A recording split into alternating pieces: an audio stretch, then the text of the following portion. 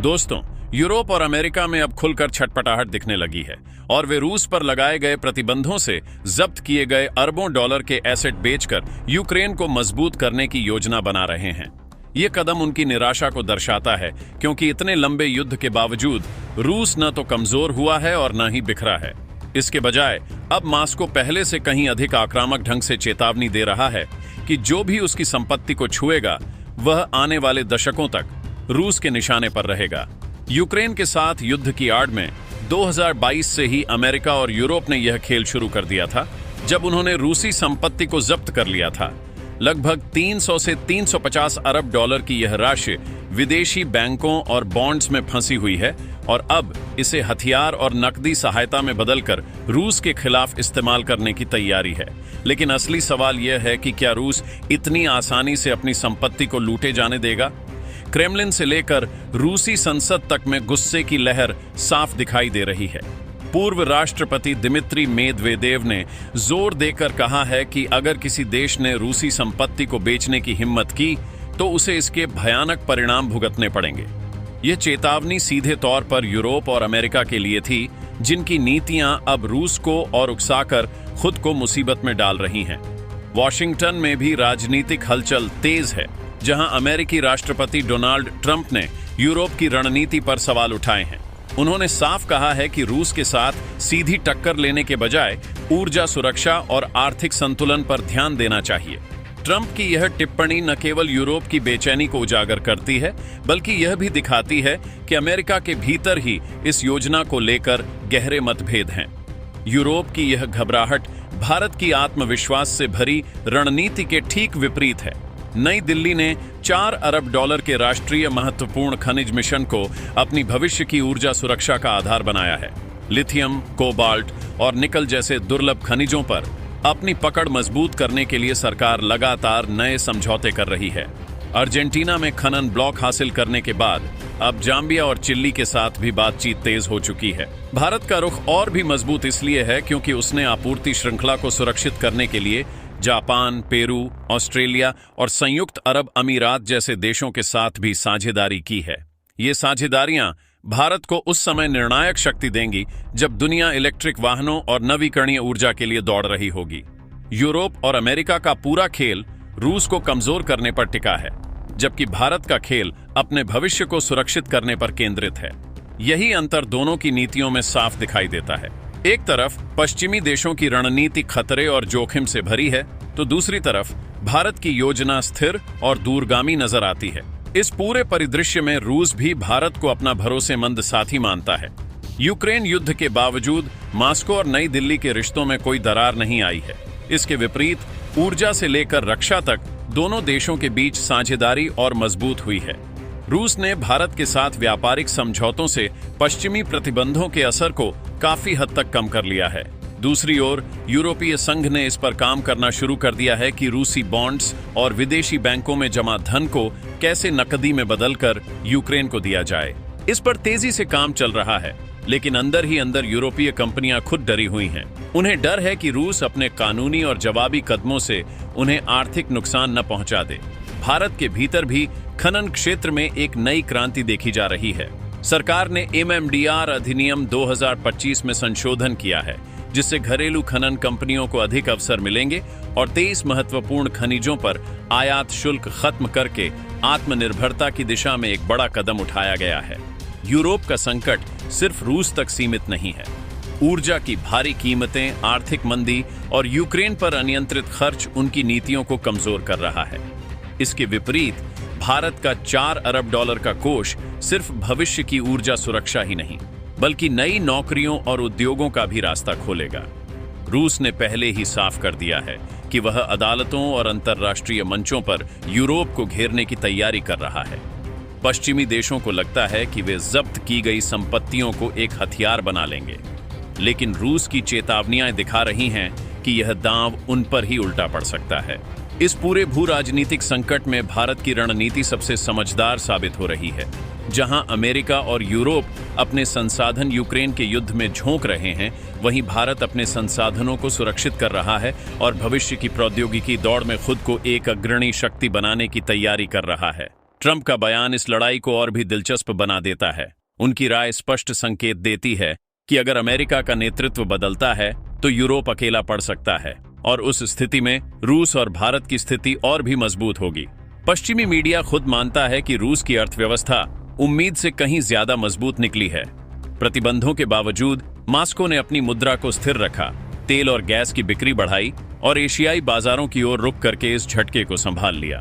भारत के लिए यह एक अवसर है कि वह रूस और अन्य संसाधन समृद्ध देशों के साथ साझेदारी कर अपनी ऊर्जा सुरक्षा को अभेद्य बनाए। यूरोप और अमेरिका की घबराहट की तुलना में भारत का आत्मविश्वास कहीं ज्यादा स्थिर और रणनीतिक दिखता है। जैसे जैसे यूरोप की योजना आगे बढ़ रही है, रूस का गुस्सा भी बढ़ता जा रहा है। मेदवेदेव का यह कहना कि हम हिसाब सदी के अंत तक भी चुकाएंगे सिर्फ एक बयान नहीं, बल्कि आने वाले वर्षों की भू राजनीतिक दिशा का एक संकेत है। भारत की खनिज नीतियां और अंतर्राष्ट्रीय समझौते आज उसे ऐसी स्थिति में ले आए हैं कि आने वाले दशक में वह इलेक्ट्रिक वाहन, बैटरी और नवीकरणीय ऊर्जा क्षेत्र में एक बड़ी शक्ति के रूप में उभर सकता है। यह वही जगह है जहां यूरोप और अमेरिका की अस्थिरता के बीच भारत की स्थिरता चमक रही है। निष्कर्ष साफ है, अमेरिका और यूरोप जितना रूस को रोकने की कोशिश करेंगे, उतनी ही उनकी बेचैनी और उजागर होगी। इसके विपरीत भारत और रूस जितना मजबूत साथ खड़े होंगे, उतना ही भविष्य की वैश्विक ऊर्जा और आर्थिक व्यवस्था में उनका दबदबा बढ़ेगा। यूरोप और अमेरिका सिर्फ रूस की संपत्ति बेचने तक नहीं रुकने वाले। अंदरूनी चर्चाओं में यह भी सामने आया है कि अगर यह तरीका सफल रहा तो भविष्य में किसी भी विरोधी देश की संपत्तियों को जब्त कर उसी के खिलाफ इस्तेमाल किया जा सकता है। यह कदम वैश्विक वित्तीय व्यवस्था के लिए एक बड़ा खतरा है, क्योंकि इससे अंतर्राष्ट्रीय बैंकिंग प्रणाली पर से भरोसा हिल जाएगा। यही वजह है कि चीन सहित कई देश चुपचाप इस पर नजर रख रहे हैं। बीजिंग को भी डर है कि अगर कल को ताइवान को लेकर तनाव बढ़ा तो पश्चिमी देश उसकी संपत्तियों पर भी वैसा ही शिकंजा कस सकते हैं। ऐसे में रूस के खिलाफ उठाया गया यह कदम पूरी दुनिया के लिए एक मिसाल या खतरे की घंटी बन सकता है। भारत इस पूरे घटनाक्रम को बहुत चतुराई से देख रहा है।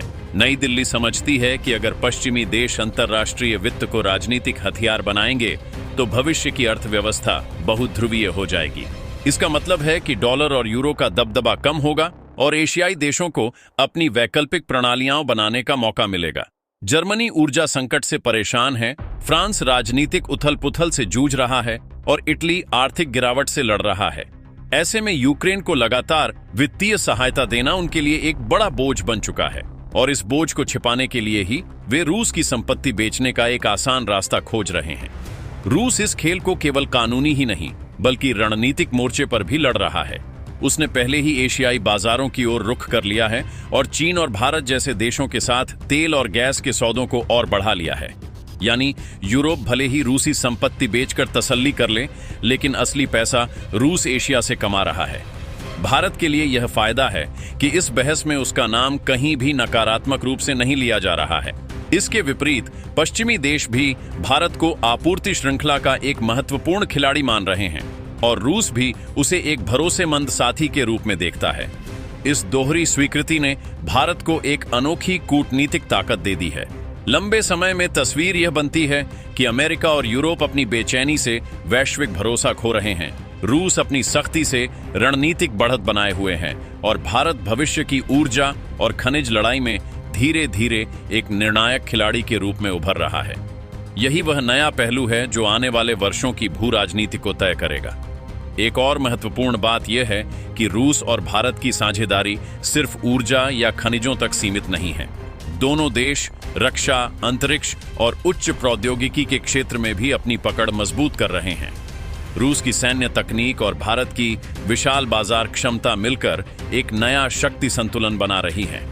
वहीं पश्चिमी देश बार बार भारत को अपने पक्ष में खींचने की कोशिश करते हैं, लेकिन नई दिल्ली का रुख साफ है, राष्ट्रीय हित सर्वोपरि। यही नीति भारत को विश्व राजनीति में और भी मजबूत बनाती है। दूसरी ओर यूरोप और अमेरिका पर यूक्रेन युद्ध का आर्थिक बोझ दिन प्रतिदिन बढ़ता जा रहा है। अरबों डॉलर खर्च करने के बाद भी न तो रूस कमजोर हुआ है और न ही यूक्रेन कोई निर्णायक बढ़त ले पाया है। यूरोप और अमेरिका की बेचैनी सिर्फ आर्थिक या राजनीतिक नहीं है, बल्कि यह एक नैतिक संकट को भी दर्शाती है। रूसी संपत्तियों को जब्त करने का फैसला अंतर्राष्ट्रीय कानून के सिद्धांतों का उल्लंघन करता है, जिन पर पश्चिमी देश खुद जोर देते रहे हैं। इस कदम से यह संदेश गया है कि जब उनके हित खतरे में होते हैं तो वे अपने ही बनाए नियमों को तोड़ने से नहीं हिचकिचाते। यह रवैया उन विकासशील देशों के लिए चिंता का विषय है जो अपनी संपत्ति और निवेश को पश्चिमी वित्तीय संस्थानों में रखते हैं। उन्हें अब यह डर है कि भविष्य में उनके राजनीतिक फैसलों के आधार पर उनकी संपत्तियों को भी जब्त किया जा सकता है। इससे वैश्विक विश्वास में भारी गिरावट आई है, जो आने वाले समय में डॉलर और यूरो की अंतर्राष्ट्रीय स्थिति को कमजोर कर सकती है। भारत की स्थिति को देखें तो उसने इस पूरे घटनाक्रम में अपनी स्वतंत्र विदेश नीति का प्रमाण दिया है। भारत ने न केवल रूस के साथ अपने संबंधों को मजबूत रखा, बल्कि पश्चिम के साथ भी अपने रणनीतिक संबंधों को संतुलित बनाए रखा। यह संतुलन भारत को एक बहुध्रुवीय विश्व व्यवस्था का नेतृत्व करने के लिए तैयार कर रहा है। जबकि पश्चिमी देश अपनी पुरानी सोच में अटके हैं, भारत अपनी ऊर्जा सुरक्षा, खनिज नीति और प्रौद्योगिकी पर ध्यान केंद्रित करके भविष्य की चुनौतियों के लिए खुद को तैयार कर रहा है। भारत के इस दृष्टिकोण को पश्चिमी देशों में भी स्वीकार्यता मिल रही है, क्योंकि वे समझते हैं कि वैश्विक आपूर्ति श्रृंखला और भू राजनीतिक स्थिरता में भारत की भूमिका महत्वपूर्ण है। इस पूरे संकट ने वैश्विक ऊर्जा बाजार को भी बदल दिया है। रूस ने अपनी ऊर्जा आपूर्ति को यूरोप से एशिया की ओर मोड़ दिया है, जिससे भारत और चीन जैसे देशों को फायदा हुआ है।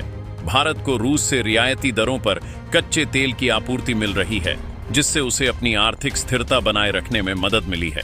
वहीं यूरोप को महंगी ऊर्जा खरीदने के लिए मजबूर होना पड़ रहा है, जो उनकी अर्थव्यवस्था पर नकारात्मक प्रभाव डाल रहा है। यह स्थिति दिखाती है कि रूस प्रतिबंधों के बावजूद अपनी ऊर्जा को एक रणनीतिक हथियार के रूप में सफलतापूर्वक इस्तेमाल कर रहा है। भारत की दूरदर्शिता ने उसे इस अवसर का लाभ उठाने में सक्षम बनाया है।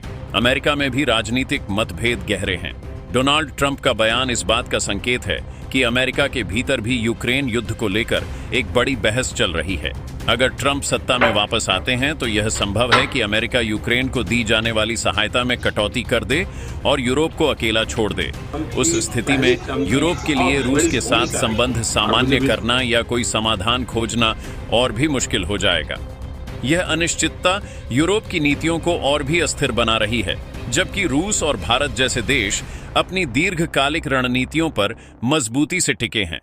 अंत में यह कहना गलत नहीं होगा कि यूरोप और अमेरिका की बेचैनी उनके खुद के बनाए जाल का परिणाम है।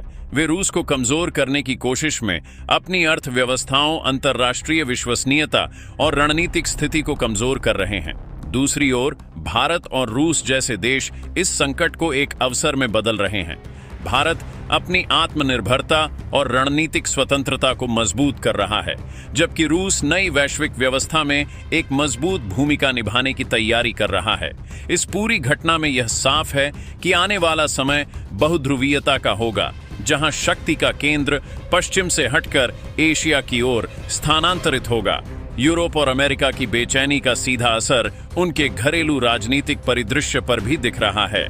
यूक्रेन को दी जा रही भारी आर्थिक और सैन्य सहायता ने यूरोपीय देशों की अर्थव्यवस्थाओं पर अतिरिक्त बोझ डाल दिया है।